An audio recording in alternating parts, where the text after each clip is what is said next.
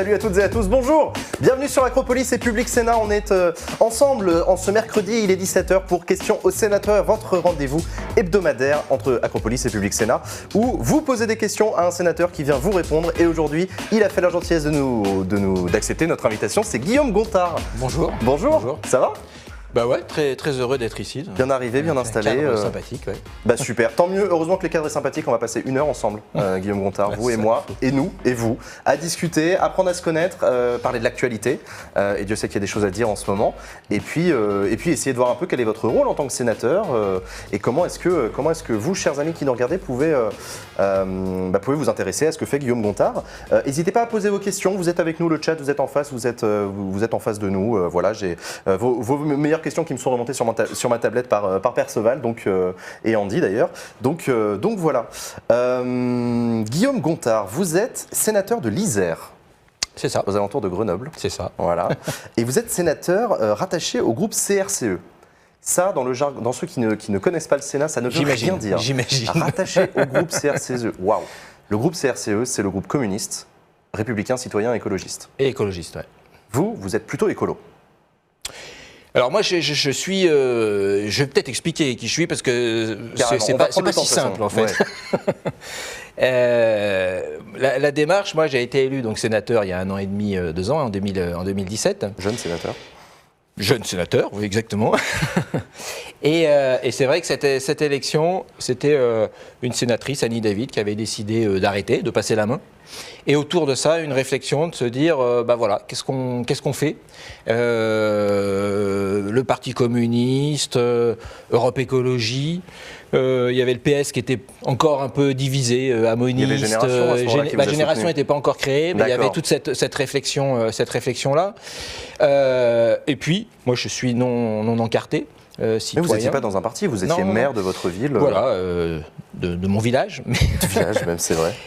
Et une réflexion justement de se dire qu'est-ce qu'on peut faire ensemble. Et donc on a travaillé sur un projet assez large, en s'ouvrant d'ailleurs à d'autres forces politiques qui auraient souhaité nous rejoindre, à gauche, écolo, humaniste.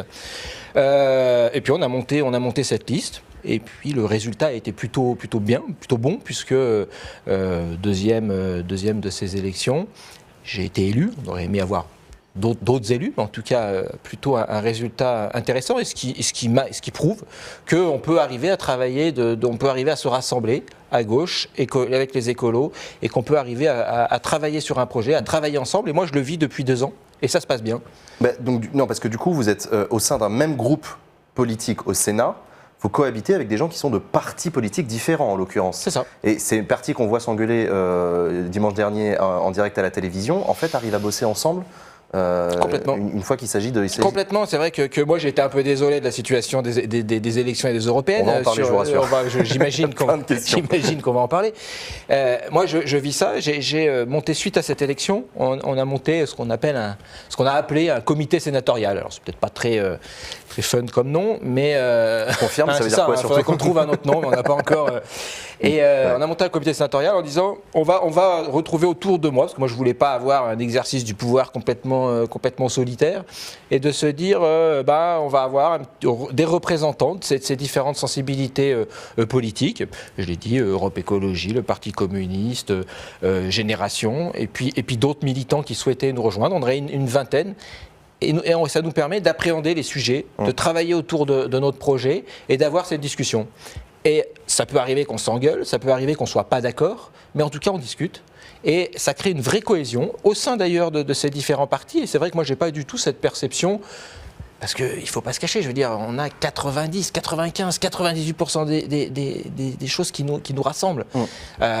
Donc, en tout cas, moi, je peux prouver que ça fonctionne et que ça marche. C'est un peu ce que j'allais vous demander, c'est une autre manière de le dire, mais en fait, vous êtes soutenu par l'EPC, Europe Écologie Les Verts, Génération avec ce PS. C'est un peu vous, l'union de la gauche, en fait.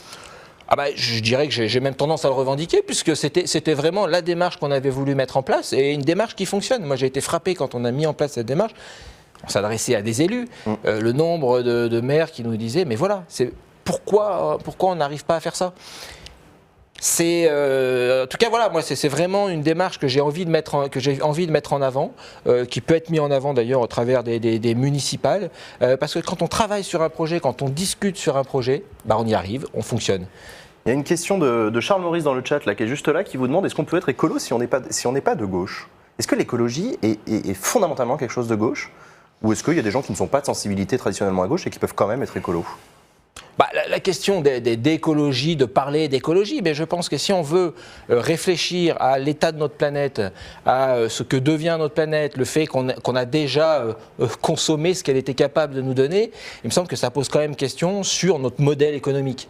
Et que ce modèle économique productiviste, ce modèle ultralibéral, en plus qui est proposé par Emmanuel Macron, pour moi est totalement incompatible avec la lutte contre le réchauffement climatique. Donc à un moment, il faut juste être assez clair. Donc il me semble que oui. Si on veut avancer, il y a un vrai lien entre l'action environnementale, écologique et l'action sociale. Et les deux sont liés. Et donc on doit travailler sur ces deux thématiques de manière globale. J'ai reçu une autre question qui est liée à celle-ci et du coup vous avez commencé à y répondre. Europe Écologie Les Verts, je les ai vus beaucoup se faire taxer d'être trop proches d'Emmanuel Macron pendant la soirée électorale de dimanche dernier. Et c'est polémique qui m'a demandé sur Twitter, est-ce qu'on peut être écologiste et à Europe Écologie Les Verts? Écologiste et écologie Les Verts. Évidemment, c'est une question tacle. Hein, mais... Alors je me sens écolo. Parce qu'en gros, il faut je me sens écolo. Ouais. Je suis pas à Europe Écologie parce que je suis pas adhérent.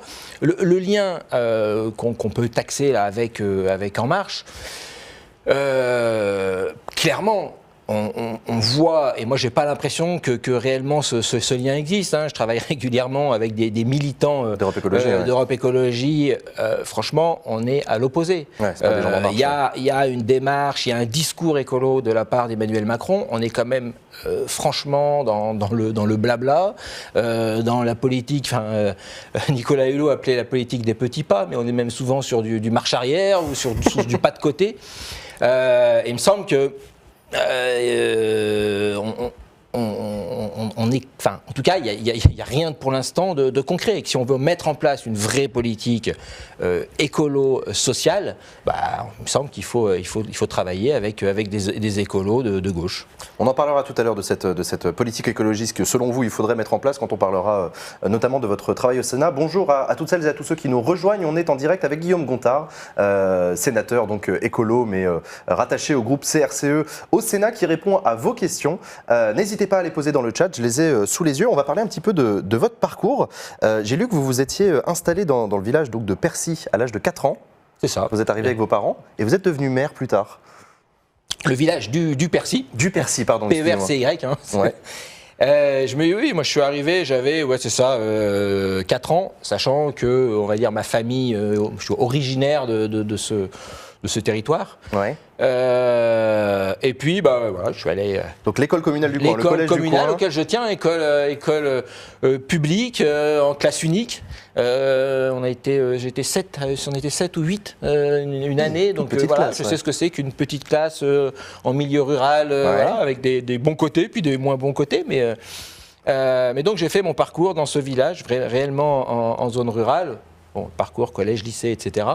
Et puis, quand on est en zone rurale de montagne, quand on va au collège, ça va encore. Il faut s'éloigner un petit peu de la maison, mais ça va. Mais on rentre le soir. Par contre, pour le lycée, c'est en général plutôt Grenoble. Et vous êtes allé à Grenoble. Et donc, la découverte de la ville, de la liberté aussi, parce que... Ouais. On va pas se mentir, c'est sympa aussi. C'est plutôt une bonne étape. Et puis après, j'ai fait l'école d'architecture de Grenoble. Et puis, donc vous êtes architecte, je suis devenu architecte. De métier, de formation, avec un focus sur l'aménagement urbain, je crois. C'est ça. En fait, ce qui m'a intéressé, c'est justement l'aménagement du territoire, ce travail de projet en lien souvent avec les collectivités. Hein, c'est ce qui m'intéressait moi dans mon métier, de travailler avec des petites communes pour les aider à concrétiser des projets.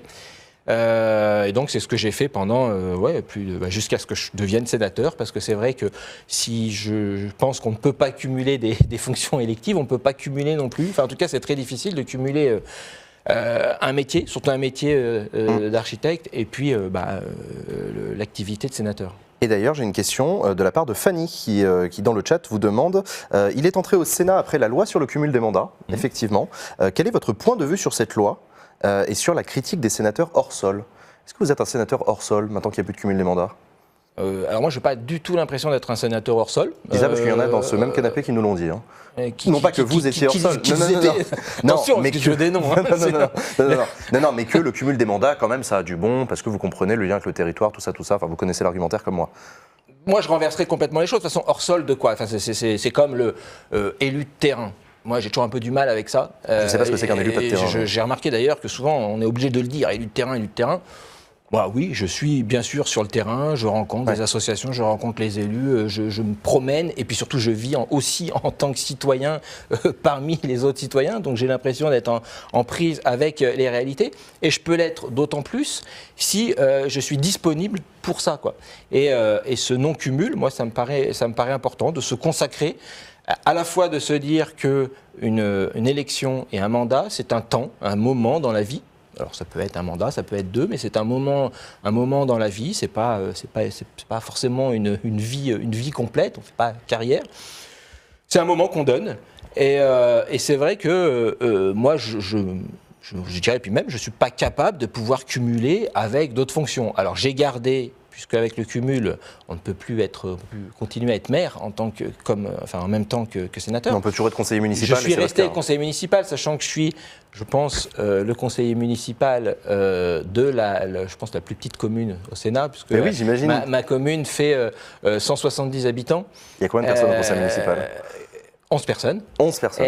Et c'est justement un vrai laboratoire démocratique sur lequel vraiment, moi j'aime bien avoir et donc vous allez assister au conseil municipal? Ah ben moi, c'est vraiment un point d'honneur. En même temps, vous avez été maire, mais de ne jamais louper un conseil municipal. Et puis franchement, cette fonction de maire, on en parlera peut-être tout à l'heure, moi c'est ce qui m'a amené à m'engager un peu plus. J'aimerais bien que vous m'en parliez maintenant. C'est une expérience formidable. Je précise, on va parler du cumul des mandats, vous avez 48 ans aujourd'hui, oui.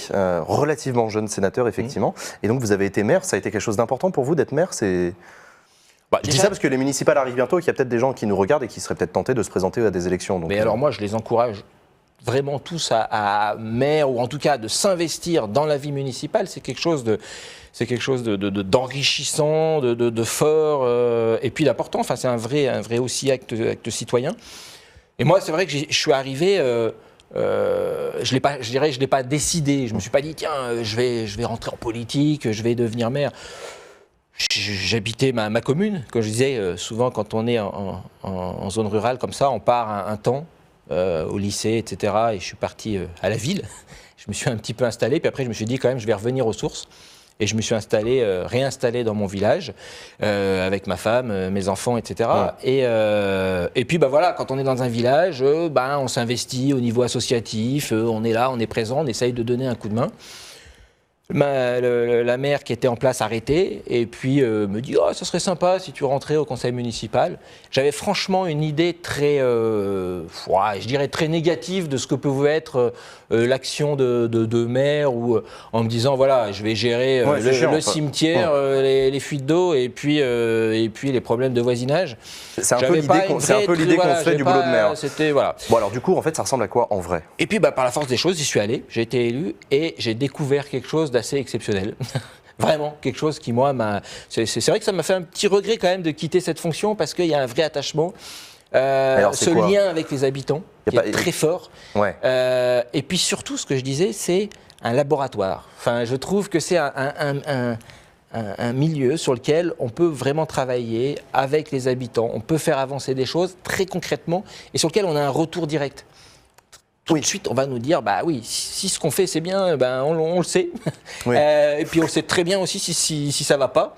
Mais surtout, on peut vraiment mettre des choses en place très concrètes. Ouais. Moi, j'ai été impressionné sur une commune, 170 habitants, de ce qu'on peut faire. Alors, on a une commune qui était déjà. Moi, je vais vous poser la question, 170 habitants, qu'est-ce qu'on peut faire quand on est maire d'une commune de 170 habitants? Mais à tous les stades. J'avais une idée un peu, une obsession de me dire, il faut qu'on arrête d'acheter du pétrole. Pour chauffer les bâtiments, on dépensait, quand j'étais arrivé, je crois, 10 000 euros de fuel tout genre pour chauffer les bâtiments.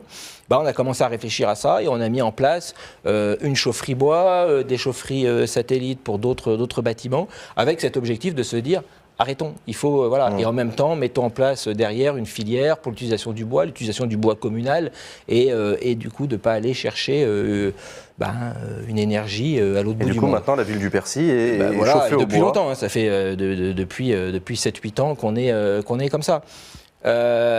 Des choses très aussi plus amusantes. Hein. On avait eu l'opportunité de faire un jardin partagé. Tout le monde nous avait dit, mais un jardin partagé en zone rurale, tout le monde a un jardin, tout le monde n'a pas besoin. Enfin, premièrement, on s'est aperçu que non, il y a plein de gens qui habitent dans un appartement, qui n'ont pas forcément un petit lopin de terre. Et puis surtout, lien social, rassemblement. Ce jardin, pareil, il va avoir, je ne sais plus, 7 ou 8 ans.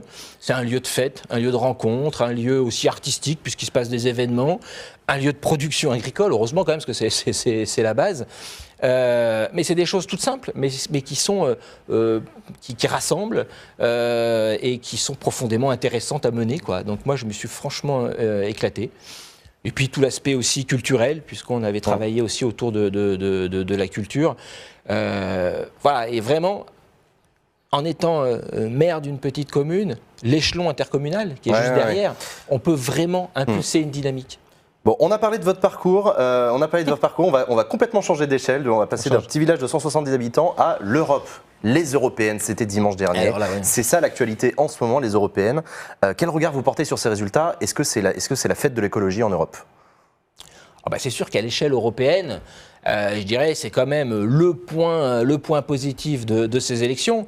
Bon, la participation. Moi, je trouve qu'on peut retenir aussi qu'on nous avait dit l'Europe, ça n'intéresse plus personne. C'est plutôt une participation très forte et un vrai intérêt, en tout cas de nos concitoyens, pour cet échelon, pour l'échelon européen. Donc je pense que beaucoup ont compris que c'est là aussi que se prenaient les décisions, et des décisions importantes. Et puis, l'enjeu environnemental, l'enjeu climatique, écologique, qui a été très fort, plus de 20% en Allemagne, en Belgique.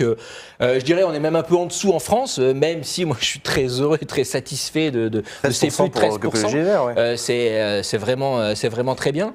Mais c'est vrai qu'on a vraiment senti ce besoin avec les marches pour le climat, avec les jeunes qui se sont mobilisés et un électorat très jeune aussi. Alors j'allais vous parler des jeunes parce que les jeunes se sont moins abstenus que ceux à quoi on s'attendait. Donc ils sont plus allés voter et ils ont mis l'écologie. Europe Écologie est le premier parti chez les jeunes en France.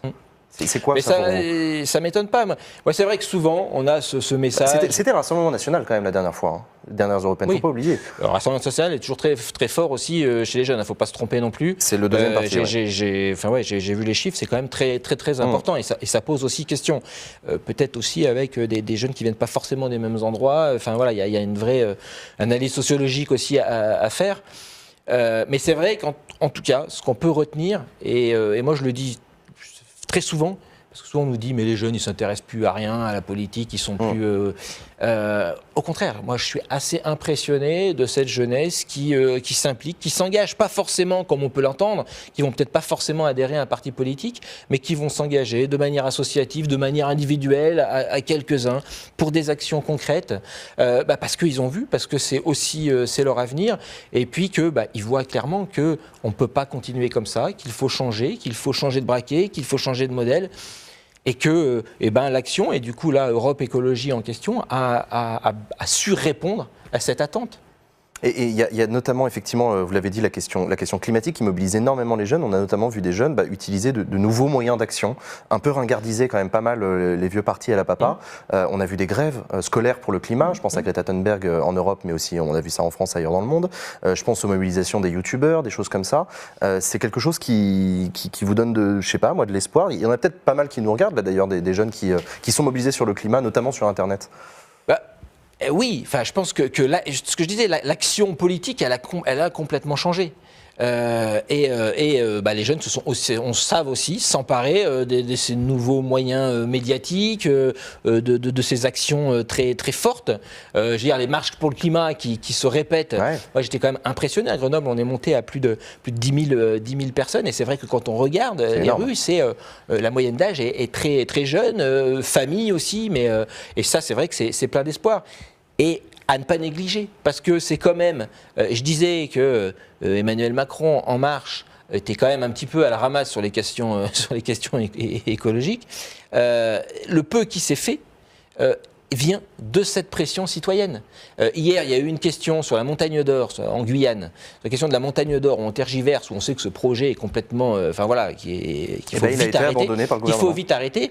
Il faut rester encore prudent parce qu'on a encore toujours un petit peu, mais quand Moi, même, j'ai lu les articles. Brune Poisson a quand même clairement dit ce projet est mort.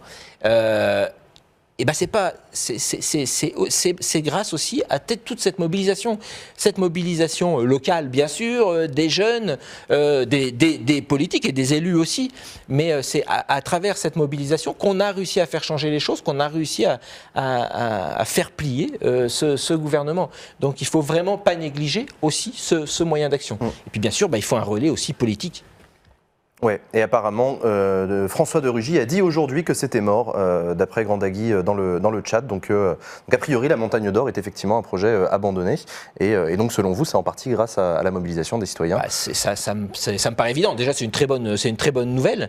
Mais bien sûr que c'est cette pression, que c'est tout ce travail qui est fait aussi. Et puis aussi les acteurs locaux, je pense, qui ont beaucoup joué, parce que les populations locales qui étaient quand même très impactées par ce type de projet. Bon, et donc du coup, ces européennes, effectivement, on l'a dit, donc percée écologiste en France et en Europe. Et si je reviens plus spécifiquement en France, c'est pas un peu aussi la mort de la gauche, ces européennes? Rassemblement national en tête, 24%, La République en marche derrière, 21-22%. Alors moi, je dirais pas la mort, parce que au contraire, éparpillement, c'est incontestable. Ça, je pense que tout le monde a bien vu. On a Europe Écologie qui fait 13,5, et puis après, on a toute une série à gauche, où on voit que, ce que je disais tout à l'heure, sur des orientations, je dirais, très semblables, très proches, où on s'aperçoit que tout ça rassemblé, on peut arriver jusqu'à 27, voire 30%. Ce qui est plutôt plein d'espoir, qui est bien sûr qu'on n'additionne pas comme ça, et que chaque électeur n'aurait pas forcément voté un tel s'il était avec un tel, etc. Je le sais bien. Mais n'empêche que si on travaille sur un vrai rassemblement, si on arrive à travailler sur un projet, si on arrive à se mettre ensemble, je pense que c'est ce qui est attendu. Et que c'est pour moi le message qui est donné là, c'est de dire, en gros, arrêtez vos conneries, travaillez ensemble. Il y a l'Auvergnate dans le chat qui vous demande si vous êtes déçu par les résultats des communistes aux élections. La liste emmenée par Yann Brossa, effectivement, à peine dépassé les 3%. Bien sûr, moi, je l'ai dit, moi je travaille régulièrement avec le Parti communiste, avec Europe Écologie, avec Génération. Et donc forcément, autant j'ai pu être très satisfait du score d'Europe Écologie, autant j'ai été déçu du score de Yann Brossa, qui a fait une très bonne campagne, qui avait justement axé sa campagne aussi sur la question environnementale, et qui avait vraiment des bons arguments. Ses interventions aussi sur la question des migrants était très, très forte. Enfin, je trouve qu'il a fait une bonne campagne. Il n'a pas forcément le résultat escompté, de la même manière que Benoît Hamon avec Génération, où je trouve qu'on avait quelque chose un vrai projet, justement, social, écologique, avec une vraie perspective, qui a apporté beaucoup de choses. Vous avez voté pour qui, vous, d'ailleurs ? Je préfère réserver cette. Je dirais que c'est pas de la langue de bois, c'est un accord. C'est quand on fait un accord avec plusieurs personnes et qu'on est au centre et qu'on travaille avec tous ces gens-là. Moi, j'avais dit que je travaillerais justement sur cette question du rassemblement et que j'avais pas envie de dire, bien sûr, que j'ai voté, que j'ai mis un bulletin de vote. Mais vous ne direz pas lequel pour que. Mais j'ai pas envie parce que je veux pas justement soit vexé. Et ils savent tous bien que forcément j'ai voté pour un. Mais j'ai pas envie de me mettre particulièrement en avant là-dessus. Moi, ce qui m'intéresse, c'est vraiment qu'on travaille ensemble et qu'on avance, parce qu'il y a cette attente et cette urgence. Bon, du coup, c'est quoi l'étape suivante? Parce que là, on sent que ça commence à bouger à gauche, effectivement. Europe Écologie Les Verts a l'air de mener la danse, clairement, dans le rassemblement futur possible de la gauche.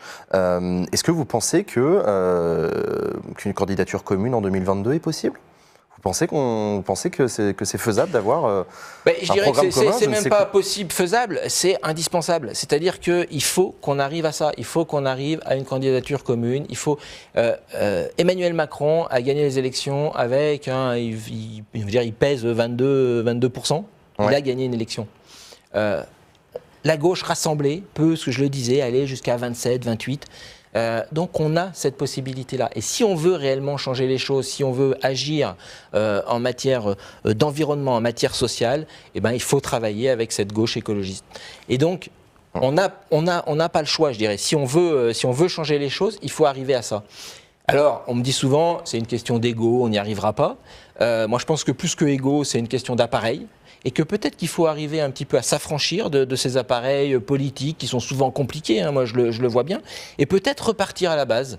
Peut-être, moi c'est ce que j'ai fait, repartir d'un projet, faire des propositions concrètes. Et moi, il me semble que l'échelon des territoires, l'échelon des communes, des collectivités, qui le font déjà, qui arrivent à se rassembler avec des rassemblements assez larges, gauche, écolo, qui arrivent à travailler sur des projets locaux. La gauche sait s'unir au niveau local et au niveau national. Bien sûr qu'on le fait tous les jours, on le fait tout le temps, et on arrive à travailler ensemble. Si je prends l'exemple de Grenoble, de ma ville, la gauche arrive à travailler de manière assez unie. Encore une fois, je ne dis pas que c'est simple, je ne dis pas que c'est facile, mais quand on a des projets, quand on a des vraies perspectives, et ce qui est plutôt une bonne nouvelle, c'est que ça fonctionne. Je vois la ville de Grenoble, je vois la difficulté qu'on a eue au Sénat pour arriver à faire passer 20% de bio à la cantine. Ça a été quelque chose de exceptionnel. Grenoble arrivera à la fin de son mandat, une grande ville, à 100% de bio à la cantine, avec la création d'une ferme urbaine. Donc concrètement, on y arrive, on change les choses, on change de braquet, on prend le virage et c'est déjà fait. Et donc, cet échelon local, pour rassembler, moi, me semble le bon. Il y a une question de Dandelion dans le chat qui vous demande, quand vous parlez de rassemblement de la gauche, est-ce que vous comptez la France insoumise dedans ? Mais alors moi, je ne fais aucune distinction. C'est pour ça que si on part du projet, tous ceux qui se retrouvent sur un projet de gauche, écologiste, moi, sur le programme de la France insoumise, je suis d'accord avec une grande partie des choses. Donc il n'y a aucun problème, et je dirais... Je le fais déjà. Je travaille régulièrement avec des militants de la France insoumise sur Grenoble, sur mon territoire. Et quand on travaille sur des projets, je dirais que la question de l'étiquette ou de l'appartenance, peu importe, à partir du moment où on arrive à rassembler nos forces pour un projet, pour proposer quelque chose. Effectivement, il y a Guillaume qui nous fait remarquer qu'à Grenoble, il y a une union Europe Écologie Les Verts et la France insoumise à la mairie. Oui. C'est l'exemple que vous donnez comme quoi bien sûr, c'est qu'on arrive sur des projets. Et encore une fois, je ne dis pas que c'est simple, je dis que bien sûr qu'on a des différences. On parlait du Parti communiste. Bien sûr que, mais même à l'intérieur d'un parti, il y a des différences. On parle souvent de la question du nucléaire. Moi, j'ai un sujet sur le Lyon-Turin, par exemple, où il y a des divergences. On en parle, on met ça sur la table, ça permet déjà que chacun aussi change de point de vue, parce que des fois on s'aperçoit aussi que dans un parti politique, on reste sur des choses très figées, des a priori qu'on avait peut-être 10, 15, 20 ans en arrière, et là le fait de se reposer, d'avoir aussi cette confrontation d'idées, ça permet de revoir les choses et de repartir, et d'avoir des idées neuves. Et moi je pense que c'est ça, c'est une vraie manière de faire de la politique. J'ai envie de vous reposer la question de Dandelion, mais en la changeant un peu. Quand vous parlez de Rassemblement de la gauche, est-ce que vous comptez le Parti socialiste dedans ? Déjà, ça dépend quel parti social. C'est pour ça que moi, parti, ça veut dire, c'est ceux qui se retrouvent dans l'union Place Publique, Nouvelle Donne, Parti Socialiste l'orientation a bien marché, électoralement. L'orientation qui a été donnée, notamment sur le programme, le projet qui a été proposé aux élections européennes, me paraît plutôt intéressant. On sait qu'on a une autre frange du Parti socialiste qui est plutôt tournée, je dirais, en marche compatible. Mais je dirais que ça, justement, si on travaille sur un projet, que les gens qui se retrouvent sur ce projet-là viennent. Et qu'on travaille ensemble. Et on a franchement à la fois du boulot, mais je dirais, on sait ce qu'il faut faire. Cette transition écologique, cette crise climatique, on le sait. On sait qu'est-ce qu'il faudrait mettre en place. Mais à partir du moment où la gauche arrive au pouvoir, où vous arrivez au pouvoir, ça marche beaucoup moins bien. Il y a Zurich qui vous demande, est-ce que les divisions du quinquennat de François Hollande n'ont pas montré que le rassemblement de la gauche, en fait, ça marche pas. Dès l'instant qu'on arrive au gouvernement... La gauche se divise, se tire dans les pattes. C'était la démarche de François Hollande. Je suis pas sûr que c'était vraiment une démarche de rassemblement. C'était le Parti socialiste qui avait encore je dirais, sa toute puissance et puis qui a entraîné les gens derrière. Donc effectivement, si c'est avoir un parti hégémonique, et c'est peut-être le risque. Et moi je le dis à Europe Écologie, de ne pas faire cette erreur-là, de ne surtout pas de faire cette erreur-là. Oui, il y a un bon score, je pense qu'il faut rester humble et que là il y a une grosse responsabilité d'Europe Écologie pour de dire, voilà, oui bien sûr qu'on est une force très importante pour pouvoir travailler, pour qu'on se rassemble, mais de ne pas écraser les autres et de ne pas je dirais, masquer les autres. On va parler d'écologie et d'environnement. N'hésitez pas à boire votre café, j'ai peur qu'il refroidisse beaucoup. Merci à celles et à ceux qui nous rejoignent. En tout cas, soyez les bienvenus. On est toujours en direct avec le sénateur Guillaume Gontard qui a accepté de répondre à vos questions pendant 1 heure. Donc n'hésitez pas à poser vos questions. Moi, j'avais envie de vous demander, ça sert à quoi d'être au Sénat quand on est écolo? Est-ce que c'est là que ça se joue entre nous? Mais moi je dis, il n'y a pas d'endroit où ça se joue plus, je le disais. Une mobilisation citoyenne peut avoir autant d'impact. Moi, c'est le parcours que j'ai eu. C'est-à-dire que je me suis aperçu à l'échelon municipal que je pouvais avoir un rôle et que je pouvais changer des choses à l'échelon local et de modifier la vie. J'ai eu cette opportunité. Comme je disais, c'est parfois un peu un choix de vie. Je me suis dit, ben voilà, je peux le faire. Et je m'aperçois que oui, il y a un vrai pouvoir, une vraie possibilité de faire des choses. À la fois, je dirais, on a cette possibilité médiatique, donc du coup de pouvoir faire passer des idées, de pouvoir montrer les choses qu'on peut changer. Et puis on a beaucoup de possibilités. Alors c'est sûr que quand on est un élu de minorité, c'est sûr que parfois, je peux vous dire que je peux rentrer chez moi le soir et me dire franchement... Je rappelle que le Sénat, effectivement, la majorité au Sénat, c'est les Républicains. C'est les Républicains, c'est voilà, avec des discours quand même très, très différents. Mais... Vous sentez un peu de désespoir parfois quand vous rentrez chez vous le soir J'ai du désespoir, mais je dirais que moi, même quand j'étais maire, du désespoir, et puis pouf, derrière, on se dit mais non, c'est bon, on va y arriver. Et on a des petites avancées. On a la possibilité au Sénat de pouvoir faire ce qu'on appelle des missions d'information, c'est-à-dire de réfléchir en profondeur sur des sujets. Moi, je travaille actuellement, j'étais en audition tout à l'heure, sur la gratuité des transports. De se poser la question de cette question de la gratuité des transports. Est-ce que c'est une bonne idée? Est-ce que c'est une fausse bonne idée? Mais je crois qu'Anne Hidalgo, la maire de Paris, y avait pensé pour Paris, elle avait fini par dire que c'était pas réaliste. Ils ont fait une étude, mais en tout cas, on s'aperçoit que toutes les collectivités y réfléchissent, y pensent. Avec les municipales, ça va être aussi un enjeu et une vraie réflexion. Et donc de se dire, prenons le temps. Travaillons sur cette question.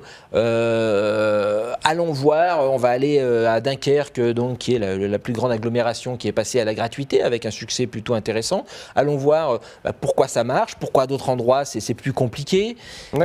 Et faisons des propositions qui posent aussi la question du financement des transports, de la mobilité, etc. Assez clairement, oui. Mais là, on a une vraie action parce que moi, ce qui m'intéresse en politique, c'est pas d'accompagner les choses. Parce que je dirais que notre pays, il pourrait fonctionner pendant 2 ans sans gouvernement. Oui, si c'est juste pour faire de la gestion. Et ça suit. Et puis, si c'est juste pour mettre une rustine là, et puis réorienter comme ça, je dirais qu'il y a peu d'intérêt. Par contre, si c'est pour lancer des idées, pour avoir une réflexion un petit peu à long terme, pour se dire, voilà, qu'est-ce qu'on pourrait changer l'idée, par exemple, du revenu universel qui avait été portée par Benoît Hamon, par Benoît Hamon, me paraît hyper intéressante. On peut être d'accord, pas d'accord, mais en tout cas, c'est une vraie perspective, ça amène à une réflexion qui ne marchera pas forcément partout, mais de la même manière que pour la gratuité. Mais en tout cas, voilà, ça donne des pistes, ça donne des réflexions, et puis surtout, ça donne aussi un peu de rêve. Moi, j'aime bien avoir un peu d'utopie et de me dire, bah voilà, et l'utopie, c'est ça, ça sert à avancer. Il y a Puip dans le chat qui vous a posé la question tout à l'heure, mais on l'a noté. Pensez-vous que les diverses chambres hors de l'Assemblée nationale, notamment le Sénat et le CESE, sont suffisamment écoutées en France ? Parce que c'est un peu ce que vous disiez, le fait d'être opposant, déjà c'est pas simple, d'être opposant au Sénat en plus c'est encore plus compliqué. Mais là, enfin voilà, on a un président de la République avec sa majorité à l'Assemblée nationale. Est-ce qu'ils ont vraiment, est-ce que ça sert vraiment à quelque chose? Est-ce que c'est vraiment écouté en fait un opposant au Sénat? Moi j'ai l'impression, sinon je serais parti faire autre chose. En tout cas jusqu'à présent. Après c'est sûr que le Sénat, moi je suis assez aussi impressionné de la manière dont dire peu connu, en tout cas le fonctionnement du Sénat. On connaît à peu près le fonctionnement de l'Assemblée nationale et le Sénat, même si c'est très proche. Mais le fait qu'il y ait ces deux chambres, moi l'intérêt de ces deux chambres, on appelle le bicamérisme, c'est quelque chose sur lequel, avant que je sois sénateur, je dirais, je regardais ça un petit peu de loin. Je vous rassure que c'est pas clair pour nous aussi. Non, et c'est vrai que le voyant de l'intérieur, la manière dont on peut enrichir des textes, quand on peut modifier des textes, parce que bien sûr qu'il y a un texte qui vient du gouvernement, qui a été travaillé et qui correspond à une orientation politique. Mais le fait de pouvoir travailler en profondeur, et c'est ce qu'on peut faire vraiment au Sénat, puisqu'on n'est pas sous les feux de l'actualité, on est un petit peu plus en retrait, ce qui nous permet d'avoir un jeu, moins ce jeu politique, et plus ce travail en profondeur, ça permet réellement d'enrichir les textes. Le texte sur la mobilité qui est passé, qui est en train d'être discuté actuellement à l'Assemblée nationale, il a commencé par le Sénat. Je peux vous dire qu'il suffit de regarder le texte avant. Vous parlez du projet de loi énergie-climat Non, le projet sur la mobilité. Ah, sur la mobilité, oui, autant pour moi. Et donc ce texte-là, il est arrivé au Sénat, et il a commencé au Sénat. Entre le texte qui est rentré et celui qu'on a rendu à l'Assemblée nationale, je peux vous dire qu'il a été profondément modifié avec des vraies réflexions, puisque une grosse problématique de ce texte, c'est le financement du transport, avec des vraies propositions en termes de financement, avec des amendements qui sont passés. Moi, j'avais proposé notamment un amendement sur le fait qu'on puisse parler de vélo et de l'éducation du vélo à la primaire, à l'école. C'est un amendement qui est passé. On avait fait un amendement aussi sur la prise en compte des trains de nuit et le développement des trains de nuit. C'est également un amendement qui est passé. Donc, je rappelle effectivement que vous, au Sénat, en fait, vous recevez la copie de l'Assemblée nationale. Donc, ce que vos collègues députés ont fait, vous voyez ce qu'ils ont fait, vous apportez plein de modifications, ce qu'on appelle les amendements, et vous leur renvoyez le texte. Voilà. Et le texte, on le reçoit de l'Assemblée nationale. Là, en l'occurrence, il a commencé par le Sénat et ensuite il est allé à l'Assemblée nationale. Oui, c'est vrai, en l'occurrence, autant pour moi. C'est pas, mais là c'était c'est vrai que c'est voilà. Et donc on peut, et même en étant dans un groupe minoritaire, on peut avoir un vrai travail sur des amendements, sur des propositions. Je prends un autre amendement qui me tient à cœur parce que c'était d'obliger en fait à chaque fois qu'il y ait l'achat d'un train, qu'il y ait des emplacements, 8 emplacements pour les vélos. Et qu'on y pense, c'est vrai qu'il y en a pas parce que l'intermodalité, la multimodalité, d'avoir son vélo, de monter dans le train, etc. C'est un amendement qu'on a déposé, qui a été accepté. Bon, Elisabeth Borne est revenue sur le chiffre Elisabeth Borne, c'est la ministre des Transports. La ministre des Transports, bien sûr, sur le chiffre de 8. Parce que 8 vélos, c'est trop pour elle dans un... Non, mais c'était un petit peu... Voilà, pas rentrer dans le détail. Mais ce que je veux dire, c'est qu'on peut avoir quand même des actions concrètes et puis vraiment enrichir ces textes-là. Et c'est ce qui, d'ailleurs, est profondément intéressant. Il y a Perceval qui vous fait remarquer que sur ce plateau, à votre même place, votre collègue Philippe Dallier nous avait dit que lui, il était contre la gratuité des transports en commun. Notamment, il mettait en avant le coût de la mesure, en disant c'est quand même vachement cher pour la collectivité. Qu'est-ce que vous pourriez lui dire à Philippe Dallier pour le convaincre du contraire, que la gratuité du transport, c'est... Alors, Philippe Dallier, ce que j'ai remarqué depuis qu'on travaille sur cette question-là, c'est qu'en fait, quand on parle de gratuité, c'est soit c'est je suis totalement opposé, ou c'est formidable. Mais il n'y a pas de demi-mesure. Et c'est toujours comme ça, avec quelque chose de très... souvent de très violent comme... D'ailleurs, vous qui nous regardez là dans le chat, vous pouvez nous dire là, spontanément, gratuité des transports, pour ou contre ? À mon avis, effectivement, c'est très clivant. Donc allez-y, mais c'est vrai, il y a vraiment quelque chose de très... à la fois, ça intéresse, mais c'est vrai, à la fois sur la question juste de la gratuité en général. Beaucoup de gens me disent « Ah non, mais il faut un service, il doit être payant, sinon on ne comprend pas le coût qu'il peut avoir, on ne respecte pas le service en tant que tel. » D'autres, par contre, qui sont tout à fait favorables. Donc on a ce clivage souvent. Et quand on va en profondeur, quand on réfléchit, bien sûr que ça pose la question du financement. Puisque gratuit, quand on dit gratuit, c'est vrai que c'est très facile. Il y en a plein qui vous le demandent dans le chat, tout ça c'est sympa, mais comment c'est l'accès qui est gratuit, mais bien sûr qu'il faut payer ce service. Bien sûr. On était tout à l'heure avec le maire, je trouve plus de... C'était pas le maire de Châteauroux, ça va me revenir, mais en tout cas une commune qui a pouvoir vous aider. Qui a mis en place la gratuité.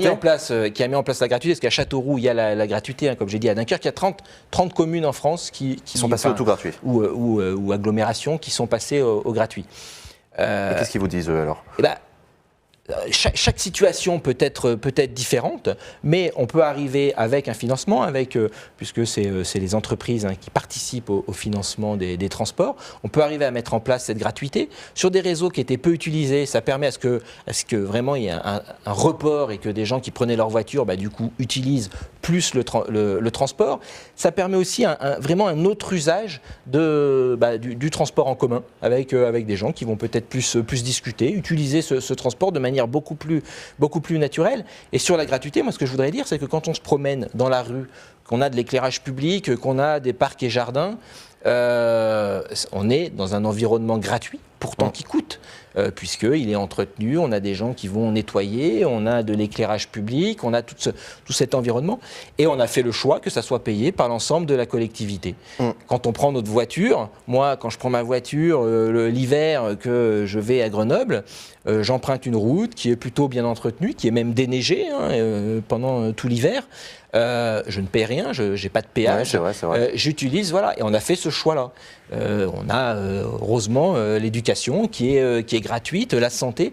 Et donc en fait, la question, c'est de savoir est-ce que le transport, la mobilité doit être un droit accessible à tout le monde. Et est-ce qu'on le classe dans ce droit qu'on doit avoir de pouvoir se déplacer de manière simple, facile.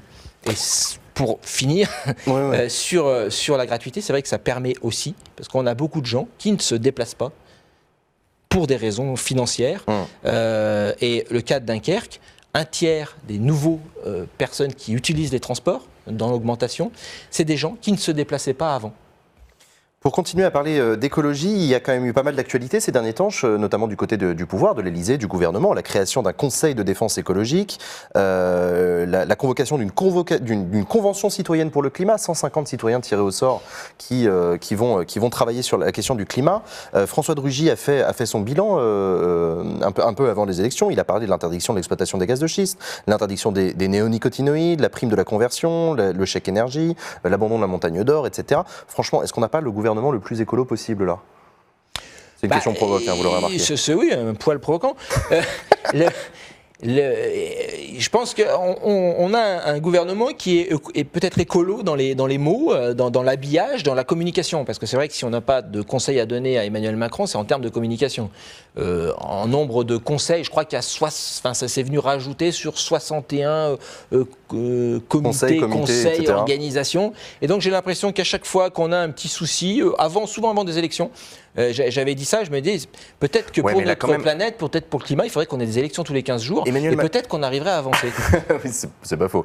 Et Emmanuel Macron quand même s'oppose à la signature d'un nouvel accord de libre-échange avec les États-Unis parce que Trump est sorti de l'accord de Paris. Est-ce qu'il y a une conviction écologiste chez Emmanuel Macron? Alors, je pense pas. Okay. Je pense pas, parce que de toute façon, on peut pas être ultra-libéral, avoir cette vision totalement libérale de la société et en même temps vouloir défendre l'environnement, puisque c'est totalement incompatible. Donc la seule chose qu'on peut faire, c'est ce que je dis, mettre des rustines, rafistoler, faire en sorte que ça soit pas trop pire. Et pour l'instant, on en est là. Mais des actes forts et concrets, je dirais que pour l'instant, on en manque. Alors, très bonne nouvelle avec la montagne d'or. Et moi, franchement, si demain matin, Emmanuel Macron devient le premier écologiste de France et qu'il fait tout ce que l'on souhaite et tout ce qu'on doit faire pour lutter contre le réchauffement climatique, pour lutter contre les pesticides, contre les plastiques, contre toute cette problématique environnementale, je dirais que je serais le premier à le soutenir. Je dirais que pour l'instant, on en est un petit peu loin. Bon, s'il nous écoute, qu'il n'hésite pas. Sur les questions écologiques, alors j'aime bien cette manière de poser la question. Xan qui vous demande la question de l'énergie et du carbone. Est-ce que vous êtes plutôt Jean-Marc Jancovici ou Europe Écologie Les Verts? C'est une manière un peu brutale de poser la question, mais en gros, pro-nucléaire ou pas? Est-ce que le nucléaire peut nous permettre de décarboner notre énergie? Moi, je pense qu'il y a un vrai danger à parler que du carbone, c'est-à-dire que du rejet de CO2. Parce qu'on a un angle très fermé où on est sur ce rejet du CO2, il faut limiter le rejet de CO2, qui est bien sûr fondamental, mais du coup qui nous amène à dire, j'étais à une audition hier ou avant-hier, je ne sais plus, où sur l'arrêt des moteurs à combustion, pardon. Oui. Combustion, à chercher. Effectivement, c'est l'actualité de votre commission. Combustion en 2040. Et on a une orientation qui est toujours vision rejet de CO2, qui est on va remplacer les moteurs à combustion par des moteurs électriques. Mais en fait, à aucun moment on se pose la question, c'est-à-dire qu'on va remplacer 40 millions de voitures à moteur à combustion par 40 millions de voitures électriques. Alors oui, on aura peut-être agi sur le rejet de CO2, mais cette électricité, il faudra bien la produire. On ne règle pas le problème de l'engorgement des villes, etc. Et donc on voit bien qu'il faut aussi agir sur nos pratiques et qu'il faut au moins diviser par 2 le nombre de véhicules individuels. Et donc ça aussi, il faut y réfléchir. Et sur le nucléaire, bah oui, on peut se dire, très bien, le nucléaire, bravo, pas de CO2, hein, c'est ce qu'on nous dit, hein, on est le pays le plus formidable puisque nous, on a le nucléaire. Je suis allé à Bure. Oui. Enfouissement des déchets 500 mètres dans le sol. Donc pour l'instant, c'est expérimental, hein, ils font des carottages, des tunnels pour voir qu'est-ce que ça pourrait donner. Je peux vraiment vous dire que ça fait peur.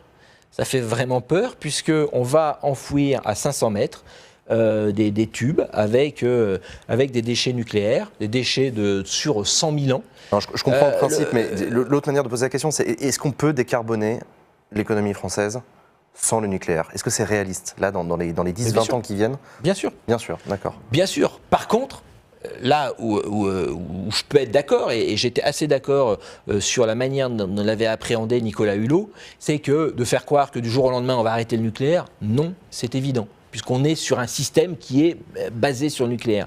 C'est évident, et qu'il faut se laisser ce temps-là. Par contre, il faut avoir un objectif clair, à moyen, long terme, d'abandon du nucléaire. Et pour l'instant, ce n'est pas ce qu'on fait. Pour l'instant, l'argent va sur la recherche, sur le développement du nucléaire. On est toujours dans ce système de développement du nucléaire. Et donc, bien sûr qu'on ne va pas arrêter du jour au lendemain, mais par contre, il faut complètement réorienter sur, bien sûr, les énergies renouvelables. Je rappelle quand même, et moi, mon territoire est bien placé pour ça, que l'hydroélectricité, qui représente 15% de l'énergie et qui est la première énergie renouvelable en France, est aussi un moyen de stocker de l'énergie avec les stations de pompage, les STEP, et qui est un vrai compensation par rapport à de l'éolien, par rapport à du solaire. C'est augmentable, ça, la part de l'hydro C'est pas, on ne va pas construire de nouveaux barrages en France, enfin, je ne pense pas, et je pense qu'il y aurait d'autres soucis. Par contre, sur la réalisation de stations de pompage, sur des agglomérations, on a encore des possibilités. Alors, l'autre problème, c'est le problème industriel. On peut parler de General Electric qui d'ailleurs supprime encore des postes. Moi, dans ma région, on a supprimé des postes. On a abandonné tout un savoir-faire sur l'hydroélectricité qui était vraiment un savoir-faire de pointe que possédait la France et que maintenant la France n'a plus. Donc ça aussi, en termes de politique et de vision des choses à long terme, on a un vrai problème.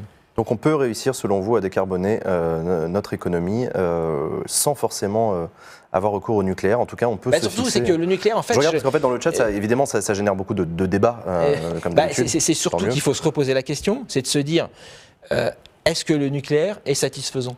Non. Pour l'instant, on a des déchets qui sont à La Hague, qui sont entreposés. Quand on a réfléchi au nucléaire, j'avais posé la question, dans les années 50-60, à l'époque, mais même les scientifiques se sont dit, allez, on y va, on le développe, on ne sait absolument pas comment gérer les déchets, mais ils trouveront bien, dans 20 ans, la science fera des progrès et ils trouveront bien. On est parti sur une filière comme ça, sans complètement la maîtriser. On en paye les conséquences aujourd'hui, parce que n'empêche que ces déchets, ils sont là, ils existent, on ne sait pas quoi en faire. La seule solution qu'on ait actuelle, c'est de les enterrer à 500 mètres sous terre, de les laisser, donc là le projet, c'est de dire, bon, pendant 100 ans, on les surveillera, et puis si dans 100 ans tout va bien, on fermera tout, et puis on croisera les doigts pendant 100 000 ans. C'est quand même ça fait assez peur. Alors bien sûr que de toute façon on a des déchets là, donc il faudra bien les traiter. Mais est-ce qu'on peut continuer dans cette vision des choses? Et puis moi je voudrais quand même remettre le doigt sur... Il y a la production d'énergie, mais en premier lieu, vraiment, c'est la sobriété énergétique. Et ça, on n'y travaille pas assez. C'est-à-dire, à chaque fois, à chaque projet, à chaque réflexion qu'on a à avoir, c'est sur cette sobriété énergétique, ne moins consommer, ne moins dépenser, que ça soit sur nos transports. Je veux dire, quand je pense qu'il faut revoir notre modèle et que le libéralisme ne peut pas marcher, il faut revoir notre système complètement fou où on va envoyer du bois français en Chine et qui va revenir en parquet chez nous. C'est impossible. On peut pas continuer comme ça. Et donc il faut revenir à une sobriété. Et une sobriété, ça ne veut pas dire revenir à la bougie.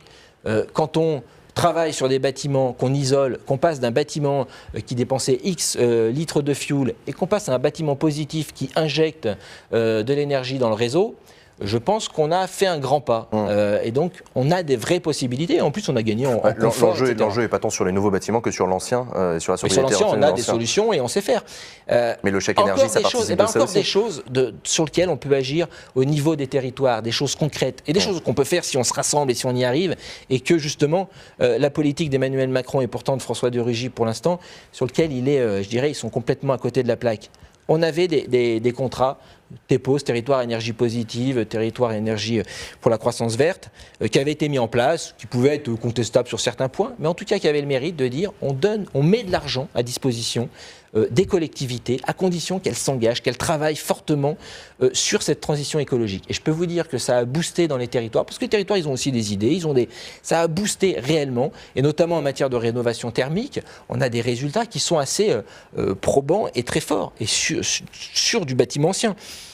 Qu'est-ce qui se passe ? On arrête ces financements-là, on nous propose encore un nouveau système, mais sans financement, et donc on arrête totalement une dynamique, alors que ça passera par les territoires. Quand il y a eu mise en place de la taxe TICPE, on avait dit au Sénat, il suffit de regarder les débats, attention, si vous mettez cette taxe-là, que vous ne mettez rien en face, qu'il n'y a pas un pendant à cette taxe, c'est-à-dire que soit de rediriger cet argent sur les territoires pour qu'ensuite ça puisse permettre de mettre en place cette transition écologique, vous aurez des gens dans la rue.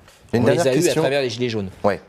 J'ai une dernière question, on arrive bientôt à la fin de cette émission. Si vous avez des dernières questions à poser à Guillaume Gontard, c'est le moment, allez-y. Vous avez lancé une consultation citoyenne sur une éventuelle proposition de loi sur les monnaies locales.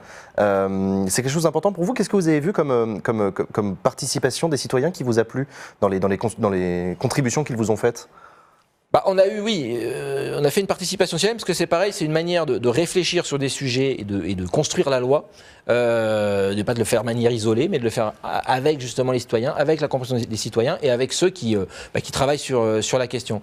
Et donc sur la question des monnaies locales, une des grosses problématiques, c'est le fait que les collectivités, une mairie par exemple, peut encaisser de la monnaie locale, mais ne peut pas en émettre. Et ça, c'est un vrai problème, parce que dans le circuit, et puis c'est vrai que si on veut que ça se développe vraiment, c'est intéressant que justement les collectivités soient au cœur de ça. Donc là, on a déjà une réflexion pour modifier, peut-être à travers une loi, le fait que ces collectivités puissent émettre de la monnaie locale. Et donc les citoyens, dans le cadre de cette consultation, les citoyens vous ont suggéré de... voilà, et c'était suggéré de dire, par exemple, il y avait des propositions de dire, soit sous forme de subvention, par exemple, de se dire, on a des subventions pour, je ne sais pas, changer ses fenêtres. Parce que la collectivité ou l'intercommunalité dit, je vais vous aider ou à isoler votre maison. Ces aides pourraient être justement en monnaie locale, qui permet que on change les fenêtres, mais en même temps, on fait marcher l'économie locale. On achète des menuiseries en bois fabriquées localement, et donc on recrée une vraie économie proche. Ouais, et donc il y a des choses très intéressantes à mettre en place. Et donc peut-être une proposition de loi à l'issue de votre part, on verra. On y travaille, puisqu'on va avoir un débat très, très prochainement sur cette question pour voir en fait quelle orientation on va donner. Guillaume qui vous pose une question très locale. Est-ce que vous pouvez dire un mot sur la ligne de train Grenoble-Gap qui risque d'être supprimée ? Oui, alors ça c'est un de mes... j'étais pas au courant. Alors c'est un de mes combats, parce que cette ligne, je l'ai pris un paquet de fois quand j'étais lycéen, ça, je la prends encore en tant que sénateur, et c'est une ligne qui part de Grenoble, qui va jusqu'à Veynes, le ferroviaire de Veynes, et puis qui dessert Gap, donc qui a plusieurs rôles, puisque à la fois elle dessert les Hautes-Alpes, stations de ski, etc. Donc tout ce lien, et les Hautes-Alpes qui sont quand même un territoire enclavé, et puis tout ce lien de proximité. J'habite à 60 km de Grenoble, pour prendre le train, c'est 1 heure, c'est quelque chose qui permet un vrai développement. Je regardais une carte d'augmentation des populations. Je parlais de mon village qui avait 170 habitants, c'est un village qui, à 5 ans, en avait 50 de moins. Et quand on regarde ce développement de ces villages-là, on parle souvent de désertification rurale, et une ligne de train, c'est un vrai axe, une vraie colonne vertébrale qui permet de créer du développement à la fois économique, que les gens puissent se déplacer, et donc une vraie vitalité pour les territoires. Et Question environnementale, j'en parle même pas. Et là, on est en train de se battre pour que cette ligne ne ferme pas. Ce qui est quand même un comble. Quand je disais que entre ce qu'on peut dire en matière d'environnement et puis la réalité des choses et le travail d'Emmanuel Macron, voilà, ça c'est une réalité. On a une ligne qui risque de fermer et à la place, on nous propose de mettre des cars ou des bus. J'espère que ça ne sera pas le cas. En tout cas, moi, je me bats très fortement et je ne suis pas le seul. Encore une fois, là, on arrive à se regrouper sur des sujets comme ça. Politiquement, on arrive à se regrouper pour faire pression. Vous voyez, il y a Guillaume qui dit « Je prends parfois la ligne Grenoble-Gap et elle est très utile. » Donc voilà, peut-être que vous croiserez dans un wagon à l'occasion. N'hésitez pas à vous dire bonjour. Moi, j'ai une dernière question. Vous êtes architecte de formation. Oui. Qu'est-ce qu'on fait comme flèche sur Notre-Dame ? C'est un sujet sur Notre-Dame qui m'a particulièrement, je dirais, à la fois touché et énervé sur cette déclaration du président et qui est pour moi très caractéristique justement de sa vision des choses. Il y avait un incendie, il y avait quelque chose, une émotion particulière. On avait un ouvrage de plus de 900 ans qui était là et la réaction c'est « vous inquiétez pas, en 5 ans je vous refais tout ». D'ailleurs, le Sénat a gueulé sur le projet de loi. Complètement, parce que c'est une manière de voir les choses, une manière d'appréhender les choses. Non. Sur un bâtiment comme ça, je dirais, il n'y a pas de question de temps, il y a une question de réflexion, de qu'est-ce qu'on va faire, de comment on va reconstruire ce bâtiment. Après, sur qu'est-ce qui serait mieux, est-ce qu'on fait une flèche en verre ou est-ce qu'on on reconstruit à l'identique, c'est un vrai débat. J'ai travaillé un petit peu pour le patrimoine, donc je ne vais pas rentrer là-dedans. Mais on parle d'environnement, on parle d'écologie. Moi, je pense qu'on me dit il faut quelque chose de moderne, mettre du verre ou du titane. Je pense que peut-être ce qui est moderne à l'heure actuelle, c'est peut-être de mettre en place une vraie filière pour travailler avec les compagnons, pour travailler sur la question du bois, de peut-être d'avoir quelque chose d'innovant, mais de travailler sur nos forêts, sur comment localement on peut produire des matériaux pour reconstruire Notre-Dame. Et je pense que là, il y a toute une filière même à mettre en place derrière. Et on a plus d'1 milliard, je crois, je ne sais pas combien on est, parce que c'est assez fou. Ah oui, l'argent de la cagnotte. On se demandait réellement ce qu'il faudrait faire de cet argent. Moi, je pense que bien sûr, ça va servir à la reconstruction, mais derrière, si on peut remettre une vraie filière sur la construction, sur un vrai savoir-faire artisanal, je pense qu'on aura tout gagné. Merci beaucoup Guillaume Gontard d'avoir accepté notre invitation. Merci d'avoir répondu à toutes nos questions. Merci à vous les amis d'avoir posé toutes ces questions. J'espère que ça vous a plu. J'espère que vous avez pu découvrir un peu Guillaume Gontard, son activité, le Sénat, etc. Je rappelle que cette émission est faite avec Public Sénat, à retrouver donc sur publicsénat.fr. La semaine prochaine, ce sera Bruno Retailleau, le président du groupe Les Républicains, qui sera interviewé ici même par Hugo. Vous avez une question à poser à Bruno Retailleau ? Pas particulièrement ni directement, si ce n'est que c'est vrai que je suis assez inquiet pour les Républicains. Ah, on lui demandera, on lui dira. Voilà, je pense qu'il doit être inquiet aussi. Il nous le dira en tout cas. Ok, bon, et merci à toutes et à tous, c'est la fin de cette émission. On se retrouve très bientôt, passez un bon week-end pour ceux qui font le pont et à la semaine prochaine, à très bientôt, ciao.